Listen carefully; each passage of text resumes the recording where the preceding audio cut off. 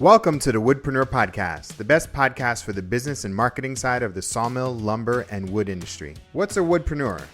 If you have a business where you make money as a woodworker, sawmill owner, selling slabs, or a content creator, then you're a woodpreneur. My name's Steve Larosiliere, and I started Woodpreneur Life, Acres of Timber, and the Woodpreneur podcast just for makers, wood entrepreneurs, and small business owners just like you. We're on a mission to empower thousands of wood businesses to grow sustainably and put out great products.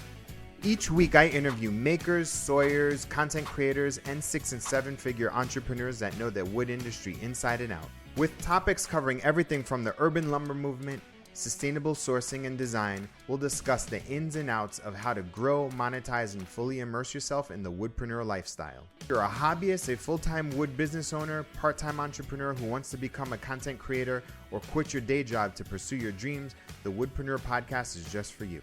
Thanks so much for listening. Now enjoy this episode. Hey, welcome to a brand new episode of the Woodpreneur podcast. This is your host, Steve Larosiliere. Today's guest is Juan Bruera from Reclaimed Wood Source. How you doing?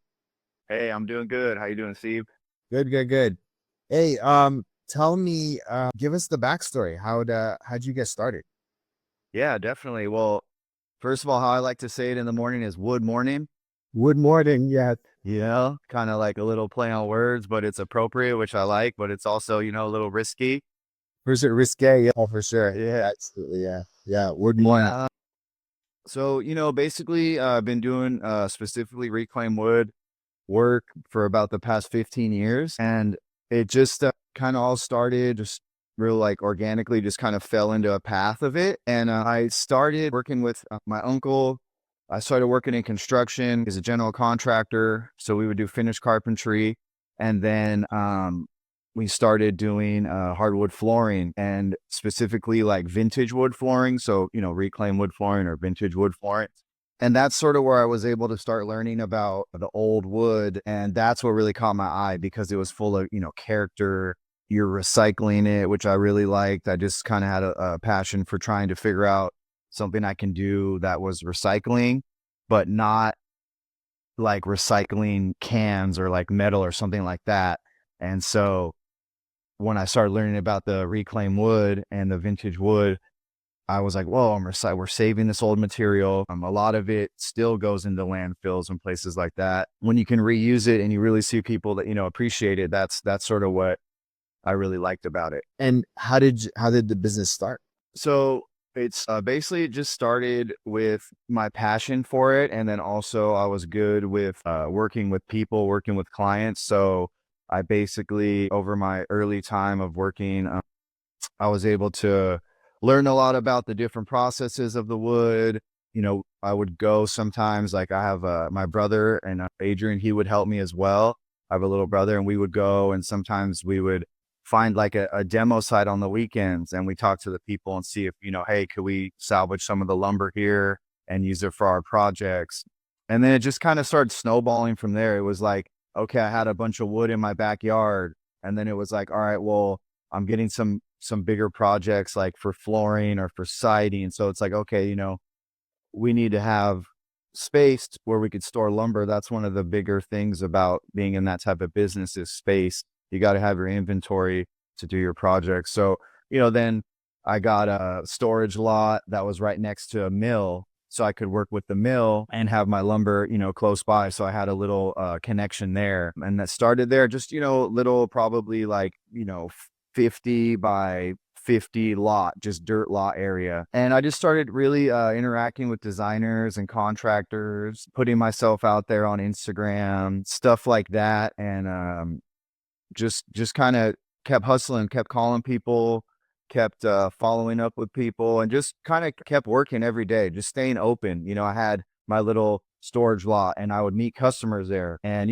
sort of set it up. So I had some samples available for people and set up just a little good experience, try to help them out as best as possible. And then just kind of like started snowballing from there. I got a couple really interesting like opportunities that kind of came along the way. One of my good friends, he was going to rent out a warehouse space and he wanted to partner up so we could share the space. So I started my business in 2016. So probably got my warehouse space around 2017 or 18. And that was a good sample of having having an actual real brick and mortar type space. Was I had to share it with my partner, so it was a little help on the overhead and stuff like that. And then that gave me like a physical address that I could put on the map and really, so, like, yeah, like legit, like, so I always try to present my business as, a super legit company, even presented as like maybe bigger than it was at the time. But I had, good knowledge and experience I've strictly been working with reclaimed wood for the past like 15, 16 years only. That's all I work with. And it's just like, you know, it's something, like I said, I'm really passionate about. So it's sort of like, I don't really go to work every day. It's like I go right now, now we have our shop. It's in Huntington Park. So basically storage yard, Gardena, then warehouse, warehouse space, sort of office, showroom, little space in Gardena. And then from there, I had an opportunity to move into like a 4,000 square foot warehouse in Huntington Park, which is a city that's just south of downtown LA. It's on Slauson. It's, have you ever heard of Huntington Park? That's where GL Veneer is. Yes, correct. I hey, like I know LA, so Shit, yeah. Cool, man. Awesome. All right. Yeah, I know LA. Yeah. So if you know GL Veneer, my shop is literally like 10 minutes east of GL Veneer. Got it. It's like, yeah, it's right there. So there's also a classic establishment in Huntington Park, Norms. It's a diner, Norms, 24/7 diner, right? there, yeah, for sure. There's only a few of them left, right? But I used to go to my family all the time. So like, something else, like there's a lot of different things. Like my grandfather, he was really into archaeology and stuff. So I would go on like archaeological digs with him. He worked for a company and they'd go survey areas. Yeah, they'd go survey areas around LA, Oxnard, Ventura, that valley that were going to get developed. And so you do an archaeological survey to make sure there wasn't any Native American burial grounds or any type of ceremonial sites that need to get properly categorized.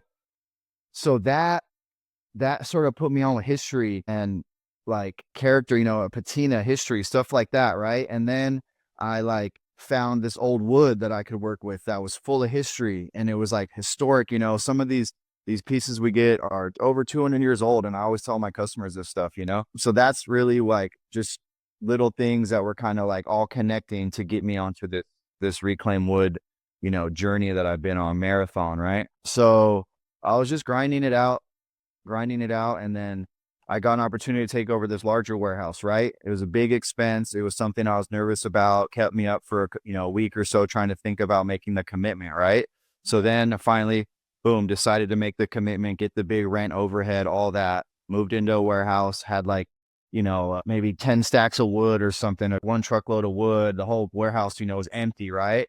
And I was like, oh my God, this place is huge. What am I going to do?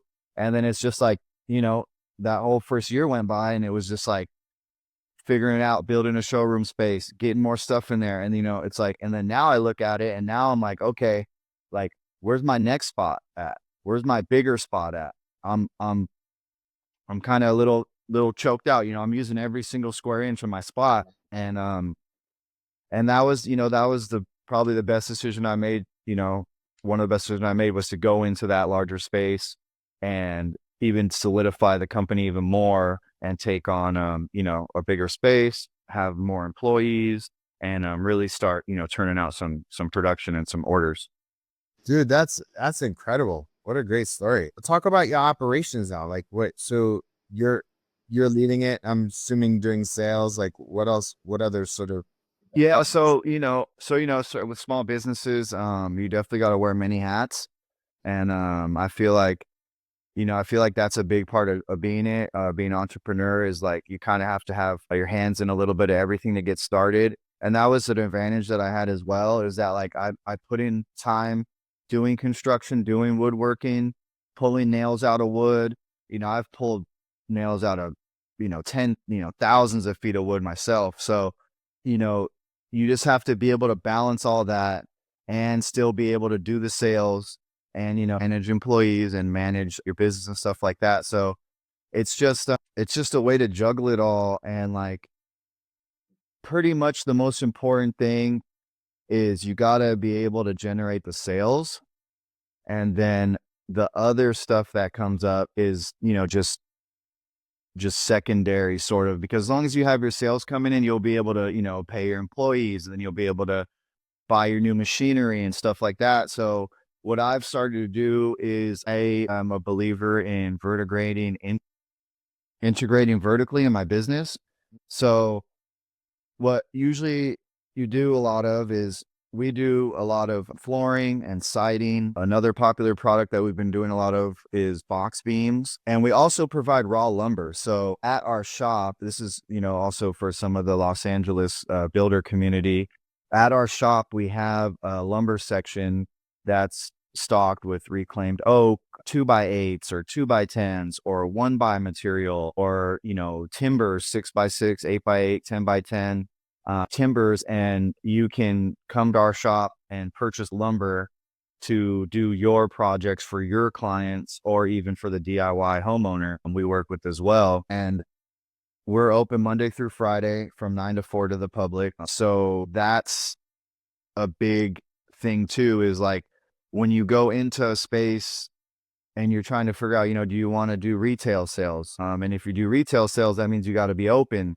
So who's going to be there working the shop? And that's when you get to a point where if you're doing it yourself, like I had been doing myself for many years, is you could get overwhelmed and sort of feel like you're chained to your business, right? You should probably get that sometimes from entrepreneurs and stuff like that. So that's a big decision too, but then it's like, you got to stay open. It's like, if people are going to pull up that day that you close, or the day that you're like, oh, I'm not going to open today, that's the day when you could have made a couple G's. You know what I mean? Oh yeah, or an opportunity came by because some interior designer wanted to come by and you were not there. Like it's so crazy because I think a lot about, like, half the battle in business is doing whatever it takes to keep the lights on for that next opportunity to happen, right? Like you just need to stay open for the opportunity. If you're not open, you give up, you throw it in the towel, like the opportunities won't be there. You know what I mean? So that's really cool. From where you were now, I know we talked about where you'd like to be in 10 years. Like, so you're almost at 10 years now, where when you first started, 9 years ago to now, like, talk about where you were, where you wanted to be versus where you are now. Like, how far are you, or have you reached it? Have you surpassed it? Like, what was the vision back then, and did you make it? So I haven't reached my full goal, or like my full envisionment of what I want, but I'm definitely on course, and I'm definitely proud of where I am, because, you never really know how it's going to work out while you're doing it. Yeah. And you're always sort of like nervous, or like kind of second guessing yourself, or kind of like, what happens if I don't make it or it doesn't work out? And like, for me, I never really had a backup plan. Like, even right now, I don't know what I would do if I'm not doing reclaimed wood. I don't know what I would be doing. Like, I jumped into this like straight out of high school. I didn't pursue college or anything like that. So this is really all, like I'm saying, I got my heart on the table on this. Like, it's all I know. It's all I do. So from where I started to where I am now, I feel like I'm in a middle point of, my path. And I'm finally in a point where I'm able to have a little more freedom in what I pay attention to. Like, I'm not so much, like, I'm telling you, I would go and meet a customer, and I would, you know, get their order for their flooring or their siding. And then the next day I'm in my shop pulling nails out of wood for that order. Yeah. So I did that 100 times, 1,000 times. You know what I mean? I did that a gang of times, Yeah. which is cool, but that's not really where I want my focus to be, where I want my time to be. My time needs to be, in sales and progressing the company, and, the different infrastructure stuff, like whatever, website branding, customer relations, stuff like that. So now I have three employees, full-time employees, that have been really helping me out. And it's enabled me to, like, I don't have to touch every single thing anymore to get an order done. So right now, what I'm kind of doing is I'm focusing on sort of building the company in like procedures and like what type of new hires would I want to have going forward? Where is my next spot? Is it a bigger spot? What's the next spot? And then it's like something too is like, the machinery. So it's like when I first started, it was like, oh, I want to have a resaw machine. I want to have a straight line machine. I want to have a molder. It's because like I know all these machines, and it's like you can make a lot of money with these machines. They cost a lot of money, but you can make a lot of money with them. So through working with mills, I would learn about the different machinery that they have to make my orders and stuff. So I would be like, okay, I know I need that machine and I know I need this machine. Those are like the keys, like to success. It's like you kind of, the lumber's heavy, especially with the reclaimed wood, the reclaimed oak, those, the 2x10s and stuff like that. If they're over 10 feet or so, you got to have two guys to carry them. And it's like, you don't really want to push those through a saw. You want to set them on a saw and have the saw push it through the saw. So like I showed you a video of us a few weeks ago, we were using our Grizzly resaw machine, which we used to split like 2-inch planks into 1-inch plank. And that's a recent purchase that it took us away. It's like, I would resaw lumber on a horizontal or a vertical bandsaw, and it just took forever, and it was slow, and it was a lot of labor. But it's like I milled thousands of feet on a vertical bandsaw by hand, just with a little power feeder plugged into it by hand. Oh, it's like I have my planer. I have my Jet 20-inch planer. I've had it my whole business life, and it's like I've had to run 100,000 feet of wood through it, and it's like all I've done is change the knives. And it's like shout out Jet. They make good products. Shout out Grizzly. So I see myself in a middle stepping stone to furthering my business. And, it's like, it's also something where I see like, do I want to grow my business? Like how far do I want to grow it? How many more employees do I want to take on? How much more, space do I want to take on? There's like, those decisions too, after you've been running a business for a while, sometimes it's like, you're kind of like right now in my shop, I have 3 employees, like and myself. And it's like, do I really even have enough room for another guy to come and work? It's like, those type of decisions you start to, like I never would have thought about that when I first started, but it's like now that I'm in my space, it's kind of like, okay, like, like what's next?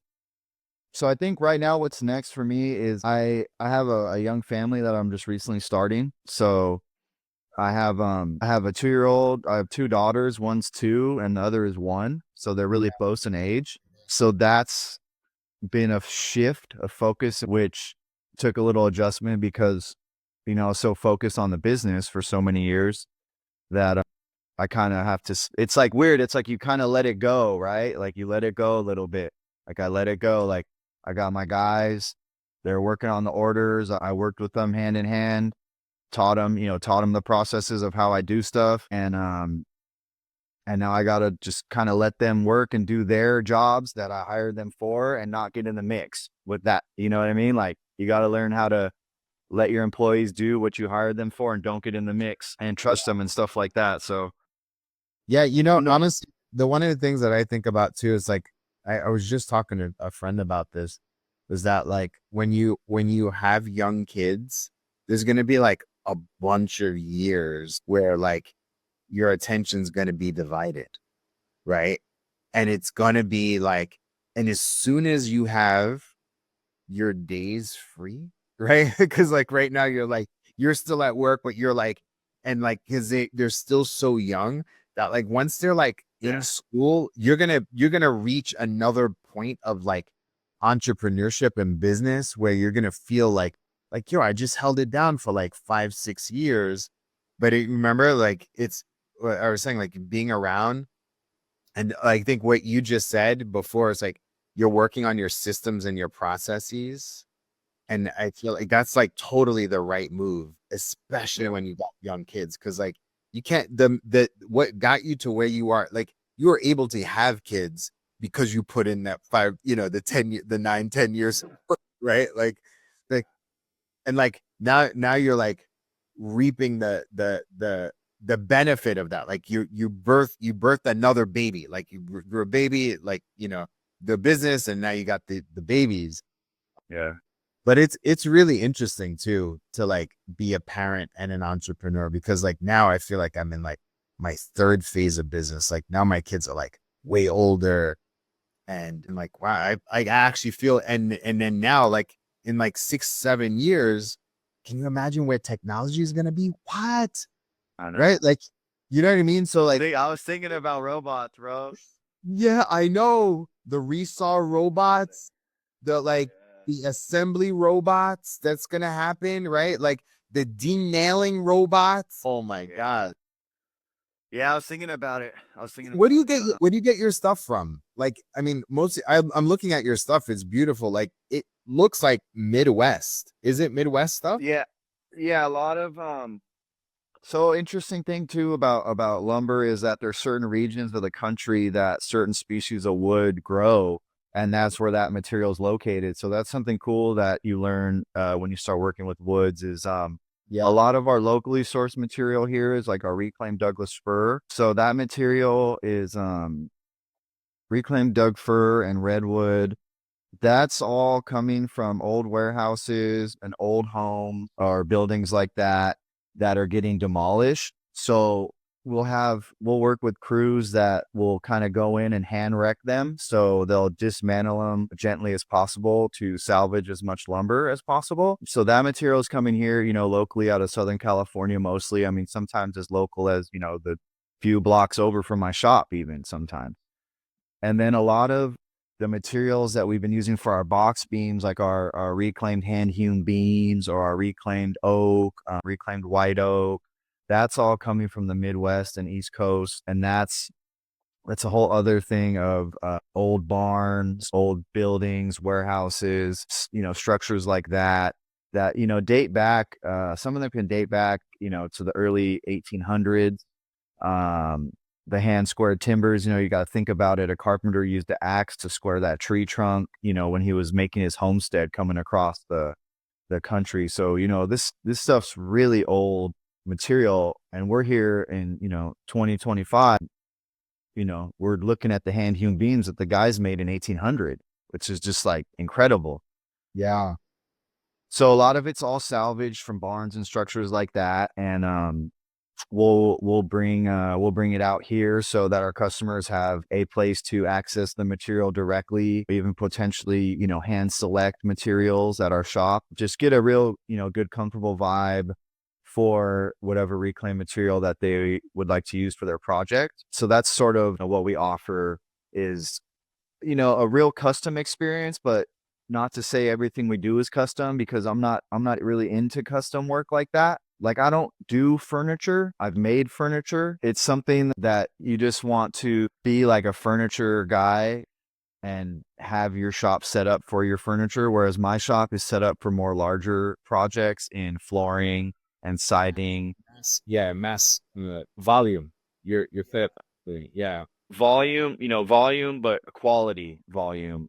Small scale, like me, my 3 guys, we hand make all your stuff. We take time to get into the details.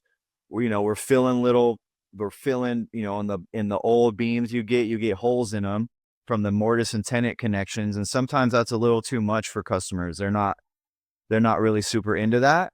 A lot of times as well, like I'll tell you a story. I went out to Montana one time, and that's a real beautiful state. It's like I get to go visit some places because of the industry I'm in. And, I'm from out here. I'm from the beach, so I don't really get to see a lot of the real old barn stuff here at home.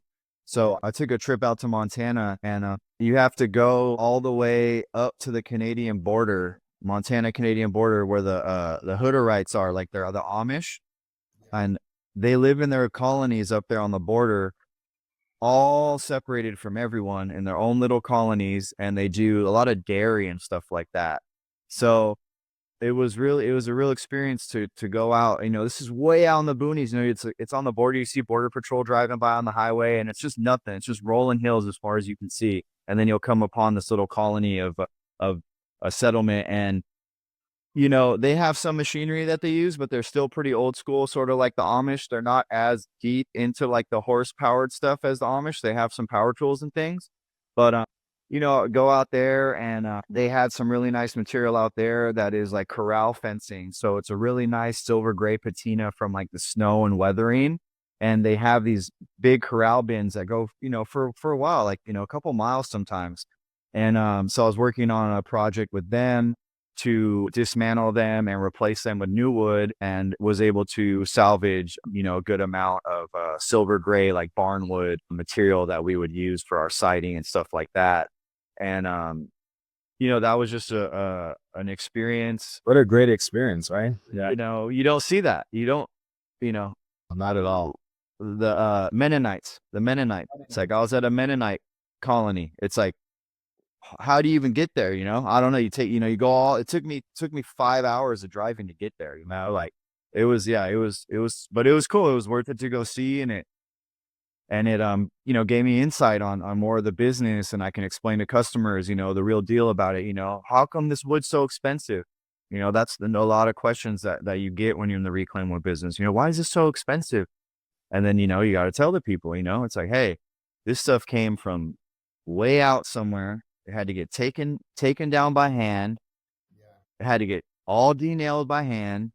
And, it's old material. It's just a little different than, that stuff you get at Home Depot. For sure. Cool. So this is a part of the podcast where you get any marketing or business advice. Let's brainstorm. What do you need help with? What advice do you need? Well, Or what's on your mind lately? Google AdWords. Okay. What about it? Dude, the whole thing about it, it's just like, it's something that I don't, honestly, I don't really spend a lot of money on advertising. A lot of my advertising is word of mouth from like repeat business.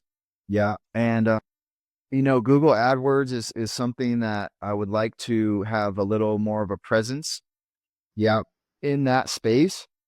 It's just so complicated to set up that it makes it challenging. It's like you have to find an expert in that to sort of really get it set up. Like I've dived into it and stuff, but it's really complicated. But then also what I was also trying to focus on more like is just Instagram, just like social media platforms, making good reels on Instagram. So I kind of, what do you have experience sort of with reels and stuff like that?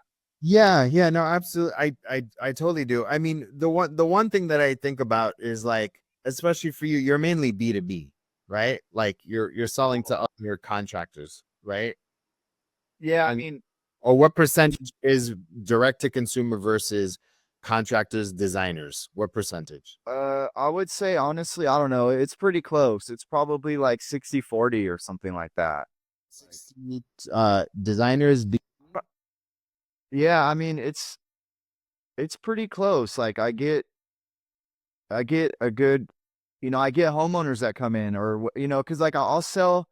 So it's like I would say 60% designer contractors, 40% the homeowner or the wire, I guess. So here's the thing about Google AdWords. You're in a super competitive niche because you have people, that spend lots, like, really big companies that are buying reclaimed lumber as a keyword. So it's really, really, really what I would do if I were you I would get into a heavy blog game and write a bunch of articles, like an article a week based off of keywords. That would be one thing. Write the article, like where do I write it? You put it on your blog on your Squarespace website, right? So like, yeah, like that's where I would put it. I would create a blog on your Squarespace website and then just write articles based off of questions that people always ask you. I bet you can come up with like 50 questions that people always ask you all the time, right? Being in this business for like 15 years, I bet you can come up with that. And then use a combination of like your brain, like I would record it out on a voice note, right? Yeah. And then I would upload it to ChatGPT, and I would tell ChatGPT, Juan Bruera from Reclaim Wood Source We are a premium reclaimed lumber business in Southern California, and I need to write a blog post. Can you transcribe this and then make it 800 words or 1,000 words, and then combine the words with some pictures, and then, I want you to say, focus on these keywords, and the keywords should be like based off of what people are searching for.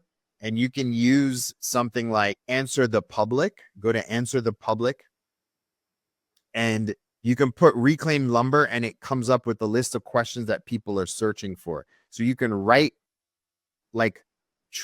use your voice note as a way to answer the question, and then transcribe it and write an article and put that up. So that will give you a lot of legs, because what I don't want you to do is spend a lot of money on ads that you don't do right now. Yeah.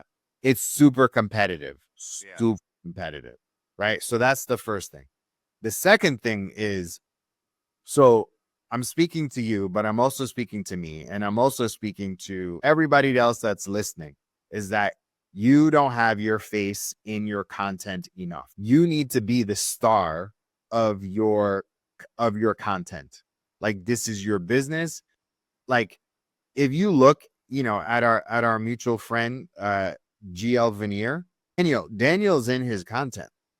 Yeah. And so like, I would have somebody that is following you around for like a day, just creating content, like capturing different moments. And then and it doesn't need to be long. They can record you for like 5 to 10 seconds, or record you for a minute, but you're going to take 5 to 10 seconds. And those are all different pieces of content. Yeah. Yeah. And things, like, that's what I would do. I would use that. I would use that as like, because you're in the business all the time, right? Like, you're working on it all the time. So everything is content. Yeah. So that's the second thing. The third thing is, I literally just said this to somebody, and it might be a little bit challenging now.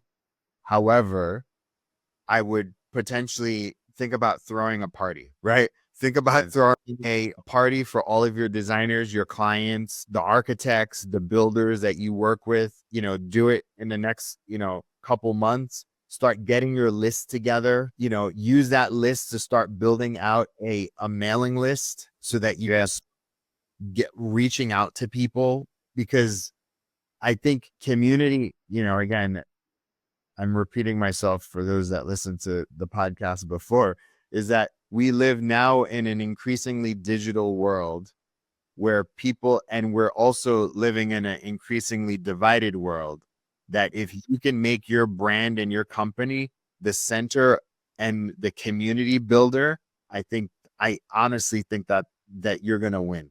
Like, I think that, like, anybody that takes an in real life experience first is going to win now more than ever.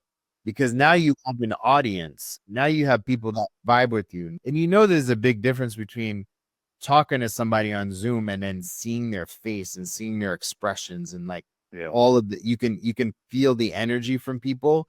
Like, and if you can do that amongst the builder community and the people that, like, I think you're going to win. I mean, you're like a native, Angelino, you're about reclaimed lumber and sustainability. Like, I think you should, that's a thing. So like, the first is write tons of blog posts. You need to do that. Like, blog posts. The second is start creating content more where you are talking to the camera. Like, you, Juan, are talking to the camera. Say, hey, today, this is what we're working on. And you do it on story. And if you feel a little nervous about it, start with stories. But I have an old client, Jake, from Olag and Sawmill. People that listen to this podcast know Jake.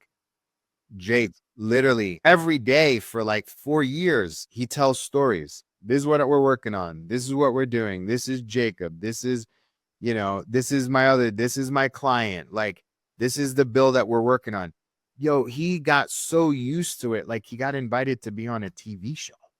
Like, and not only that, is that now, because of his stories, he can go to the airport and get notice. Like he's like this little celebrity in his corner of the world. Yeah, that's right. And he went from like, you know, like just like low six figures to like mid to high. Like he's doing really well, and he doesn't advertise at all, like at all. Yeah. His only advertising is staying consistent on Yeah. social media. He's just stayed consistent. Yeah. And I feel like now, especially like, you know, like you got the family, like I think you should just double down on like putting your knowledge, like literally start sharing your knowledge more. Yeah. Tell more stories about like the first time you saw it. Tell that story about the Mennonites, and like I'm sure you got pictures from back then too, right? Yeah. Oh my God, that's a dope story. You on trips to go and source lumber, that's massive content. Yeah. It's gonna be like you're not gonna be able to ever compete with like the big, you know who the big companies in your space are. You can't compete with them because they have more money on you to spend on marketing. But Yeah. you can have way more leverage if you create more video because it'll last longer. Video, and especially if you can get into a space where you can start making YouTube videos. And I have a YouTube channel I set up. I have maybe one video or so on there, but yeah, that's definitely something that I want to focus on too, is getting me in front of the camera and explaining to our audience, you know, all the projects, you know, what we're working on, the finished projects, stuff like that. I believe that's a big difference. That's my main difference maker between me and the big guys. That's what I have. Absolutely. You're gonna be able to like just essentially grow your business and create one asset. If you can make one asset, because that's the other thing. This is it. So I've been, you know, I used to tell people, don't do YouTube. It's a distraction, because everybody that said that they wanted to do YouTube is because they low-key wanted to be a content creator, an influencer. But what I'm telling people now is to make long form video as a sales asset, period. Because the number one search engine is Google. You know what the number two search engine is? YouTube. Exactly. And who owns YouTube?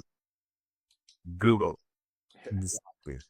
So your content, if you people put Reclaim Lumber Los Angeles and you use the right keywords and you got the blogs and you got the YouTube, like you're gonna be number one. You're gonna get the hits. Is that helpful, Juan?